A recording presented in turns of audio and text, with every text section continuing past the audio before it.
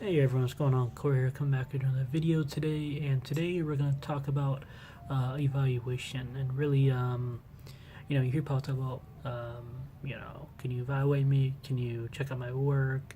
That's great, and it's great criticism, great feedback. But in reality, I think you really need to evaluate yourself sometimes, especially as a filmmaker or a photographer or graphic designer or anyone who works in the creative space, as it were. Um, for me, it's over 14 years since I've worked in the industry, and 14 years, like wow, it's a long time. But me, it seems like yesterday to me. In reality, it took me almost 5 years to really get a foothold in the industry and really establish myself.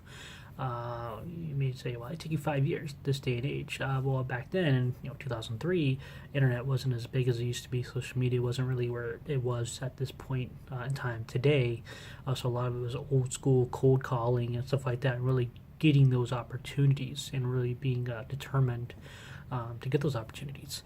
So for me, it's especially this day and age, I like to have my friends look at my work and stuff like that, and really get feedback from them, and really kind of evaluate myself. It's always good to have a good second pair of eyes to really evaluate your work or yourself as a person, either be professionally or personally.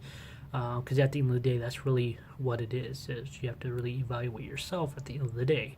You can have someone else evaluate you or your work, but at the end of the day, you have to figure out and determine how do you evaluate yourself, what strengths you have, what weaknesses do you have, what can you change in yourself personally and professionally, to get better and better. And I think about that every day. Is all right, today's a new day.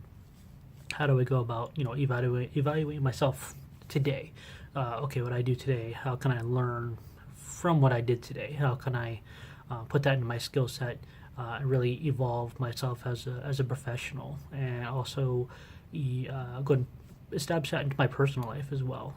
Because professional life and personal life always, there's always the boundary you always cross back and forth. It's kind of a give and take, and it's hard to really walk that line sometimes. But you have to, because there's certain things that you can be good professionally, but then again, on the flip side, on the personal side, you're not the best sometimes.